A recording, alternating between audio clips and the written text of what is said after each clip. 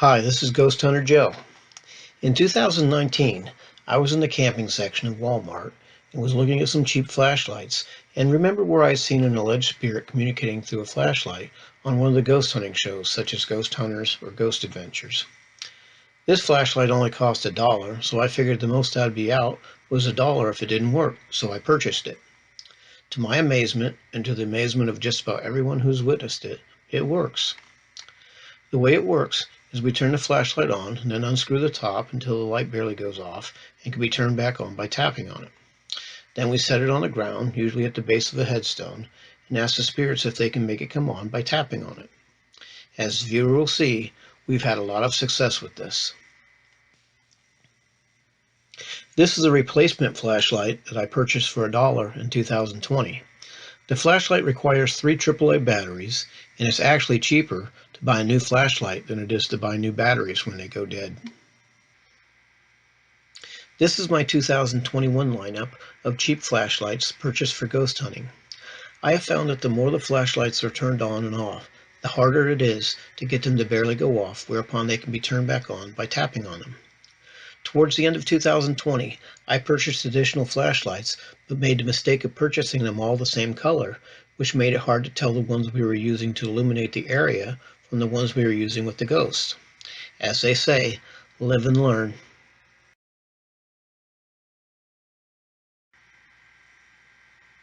The Copos Massacre Monument is an allegedly haunted location in Mifflin, Ohio, off of Ohio State Route 603. It is a memorial erected in 1882 to honor the James Copos family who were massacred by Indians back in 1812. In 2019, Thomas, Josh, Dustin, and I visited this monument and attempted the flashlight trick. The flashlight came on and then turned off before we could get any pictures or video. As you will see by the following video clip recorded by Dustin, I blinded myself with the flashlight while setting it up. As a result of my being blinded, none of us noticed that the flashlight turned on upon request, apparently because I was busy talking about being blinded and everyone was paying attention to me instead of the flashlight.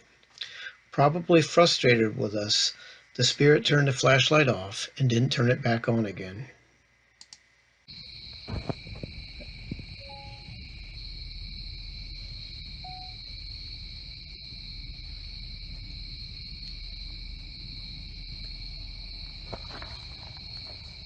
Okay, can you hit the flashlight and make it come on for us?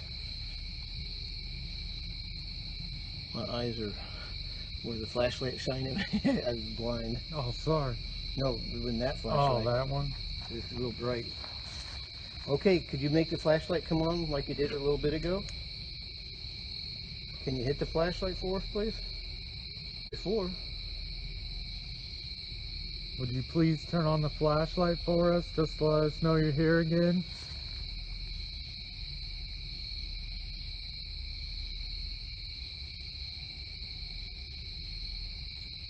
Did you leave?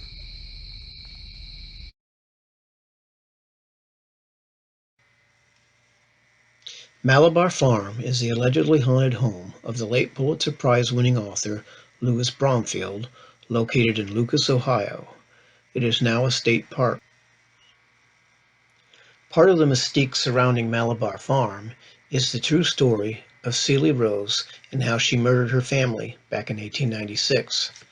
The Rose Murder House eventually became part of the Bromfield estate and is now part of Malabar Farm State Park. The Park Service puts on a play about the Rose family murders annually in the Malabar Farm's Big Barn. Those associated with this play claim that the barn is haunted by Celie, who apparently doesn't like the way she is portrayed. My grandson Jake, his girlfriend Courtney, Thomas, Josh, Dustin, and I visited the Malabar Farm in 2019. The following video clip recorded by Josh shows what happened when we tried the flashlight trick just outside the big barn. Can you turn the flashlight? Oh, look. Look, The flashlight went on by itself just now. Thank you. I got that on video too. Yeah.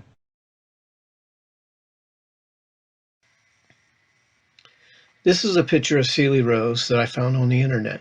As previously mentioned, she murdered her family back in 1896. She was eventually found not guilty by reason of insanity after a sensational public trial. She spent the rest of her life in mental institutions and is buried in Lima, Ohio, at the State Mental Hospital Cemetery. This is a picture of a pamphlet I found on the internet with pictures of Celie Rose on the top left and in clockwise order, her father David, her mother Rebecca, and her brother Walter, who she murdered. Her family are buried in the Pleasant Valley Cemetery, not far from where they lived and died. This photograph was taken in 2019 at the Rose Family Memorial at the Pleasant Valley Cemetery. We had been communicating with an alleged spirit who identified himself through the dowsing rods, pendulum, and K2 meter as David, Celie's father. We set the flashlight on the ground at the base of the memorial and asked David if he could turn the flashlight on, and he did. While at the Pleasant Valley Cemetery, we met a couple who were new to ghost hunting and recorded the following video in which we were able to get David to turn the flashlight on again. Look at it. Look at it. Can you tap on it, make the flashlight come on for us, please? Just hit it. It started coming on. Hit it again so we know you're here. I don't know. I feel like if it doesn't want us to be here and says we're not going to be There seen, it goes. we should probably go. Should we go Okay, now? can you turn the flashlight off? Do the opposite of whatever you did to make it come on. Tap it real hard. Wow. Turn it off. That Right just make it behind come me. on more. You have to like screw the top to make it go off. Can you make it go off?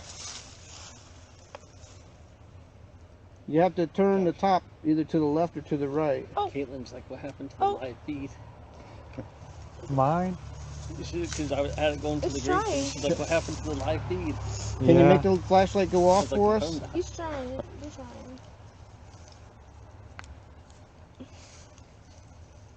It does look like it's flickering, or maybe it's my eyes from staring at it. No, it's trying. No, it is.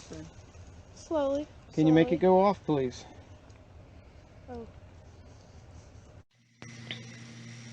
While at the Pleasant Valley Cemetery, we met a couple who were new to ghost hunting and had heard about the legendary Mary Jane's grave, but didn't know how to get there. So we left and went to Mary Jane's grave a couple miles away, and they followed us. Upon our arrival, I set up the flashlight on the ground in front of the main memorial, which lists all the individuals who were interred at the cemetery. While waiting to see if the flashlight would turn on, we were chit-chatting. It just happened that the husband worked at a residential juvenile drug treatment facility where I used to be the night shift supervisor several years ago. We started exchanging stories, and the flashlight came on by itself. The spirit turning on the flashlight apparently enjoyed hearing our stories. Look. There it goes. You have my phone? Can you turn it on a little bit more for us so we know you're here? Make it go a little bit brighter, please. Okay, thank you. Can you light it up for us?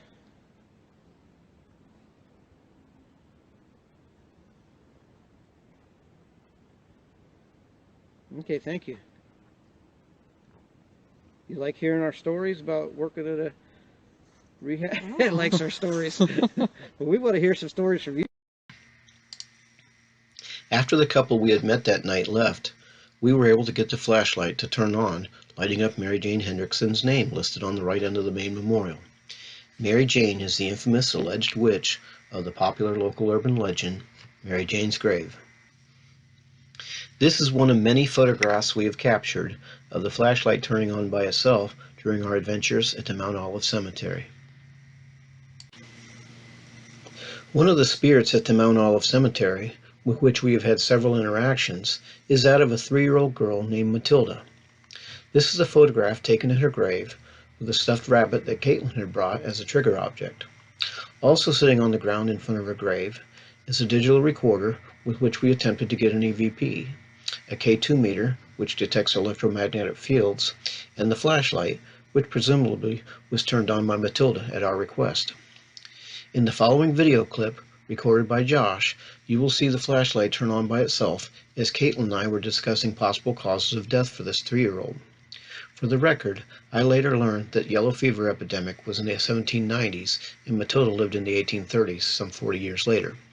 Towards the end of the video clip, as I was discussing the differences between Caitlin's digital recorder and my digital recorder, Matilda turned the flashlight off and back on, as if to say, "Put that thing down so I can talk into it." Unfortunately, we did not obtain any EVPs that night.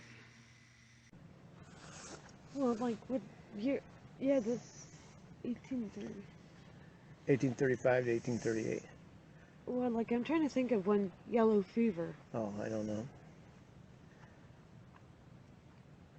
Hey, Matilda, can you talk into this thing that I'm holding here? Can you say something to us so we can hear your voice? We can play it back and we can hear you. Right now we can't hear you, but we might be able to hear you later.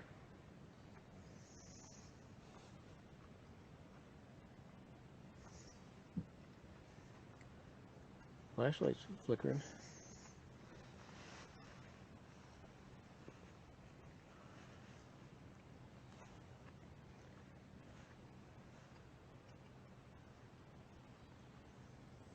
I wish I had on my voice recorder, you know how like they have like the graphs? Mm-hmm. I wish I had something like that so I could see when it was recording. I should turn it off and then back on. I don't think that one does that. Oh yeah, it does. Oh, does it? That means something's talking?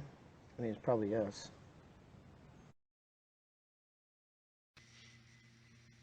In the next video clip, recorded by Josh, as Caitlin was discussing whether or not Matilda might interact positively with the K2 meter due to its different colors, Matilda presumably turned off the flashlight as if to get our attention. Can I set this down by the... Yes. thing?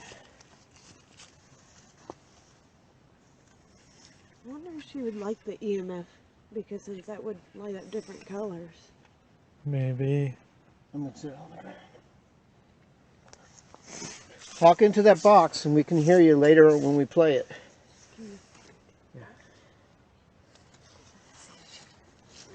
Like the EMF, because since that lights up different colors, maybe she would see it as like a toy.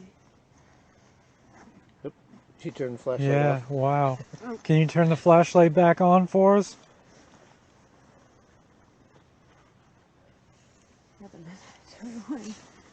Oh. There you go. Good job. Good job, Matilda.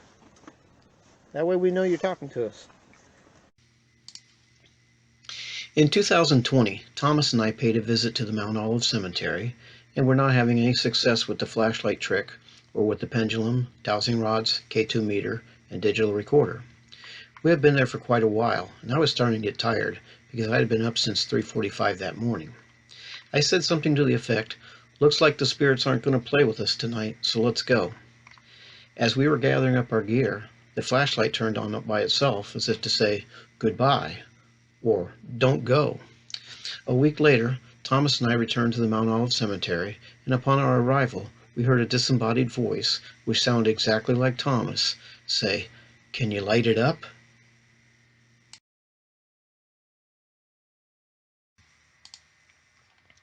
When we visit cemeteries, we typically start out by using the K2 meter and walking up and down the rows of headstones asking if anyone would like to communicate with us, and when we get a hit with the meter, we stop and attempt to make contact with the pendulum, dowsing rods, K2 meter, or the flashlight. On the night we took this picture at the Green Eye Cemetery, we had walked through the entire cemetery without any hits and was starting over when I decided to stop at a random headstone and stated out loud that we would like to speak with anyone and they didn't have to be buried at the grave we were at. As you will see with the following video clip recorded by Josh, we did make contact with a spirit who I think had been following us around. This has happened at this particular cemetery on several occasions over the years, including different times with RJ, Cody, Jake, Alyssa, and Dustin, who were spooked by disembodied voices. On this occasion, a spirit communicated to us through the flashlight and made it clear that it wasn't thrilled with us being there, so we left. Can you turn the flashlight on for us, please? Turn the flashlight on. Let us know you're here with us, please. You don't have to be at this grave. Just anybody can turn it on if you would, please.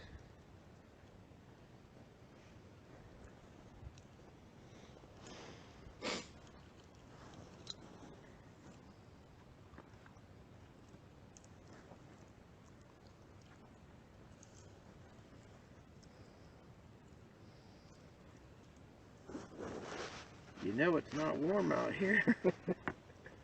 It's not getting any warmer.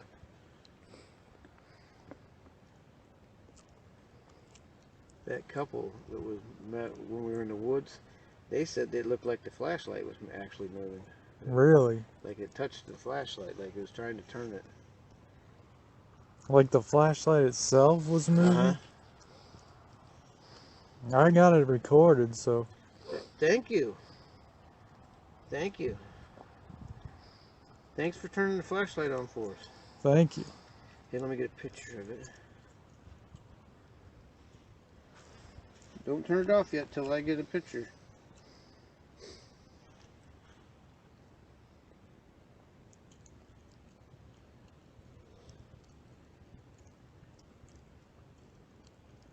Ooh. Just set it off. Whoa. Can you turn Thank it back you. on? Thank you. I As asked soon him, as you- wait, don't turn it off till I take the picture. And damned if I took a picture and it That's went off. crazy. Can you Thank turn you. it back on? Can you turn it back on for us, just so we know you're here? It's like you spooked it I spooked you? by taking that picture. No, I said, don't turn it off till I get the picture. That's I crazy, took the though. picture, and it, like a second later, it was Yeah. off. Isn't that crazy? Thank you. Can you turn it back on so we know it's not just us, that it's really you? Please?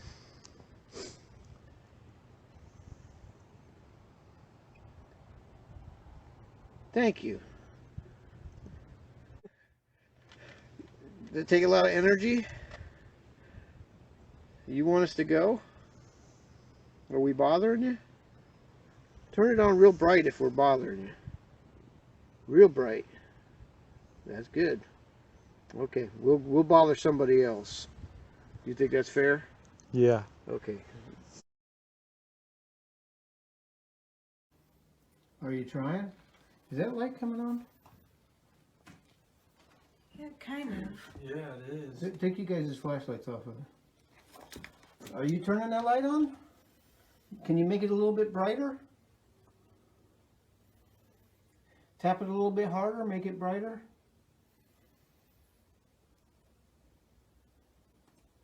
Is that about all the energy you got?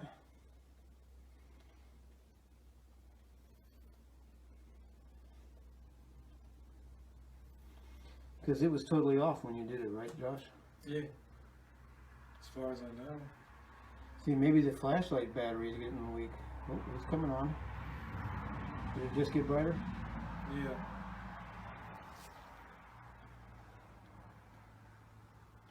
Can you make it a little bit brighter just to satisfy me?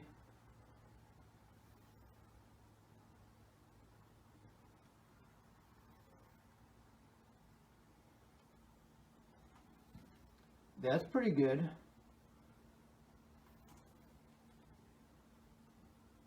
Good job.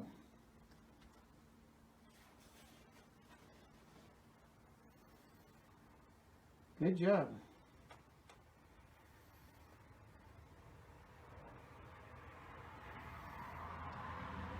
Wow. Making that flashlight come on. Wow. Here.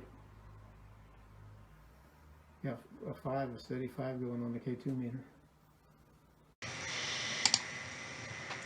So in conclusion, am I saying that there's definitive proof that ghosts are turning my flashlights on and off? Of course not. I'm just saying that it's all fun and interesting. This is Ghost Hunter Joe, and I hope you enjoyed this video. See you next time.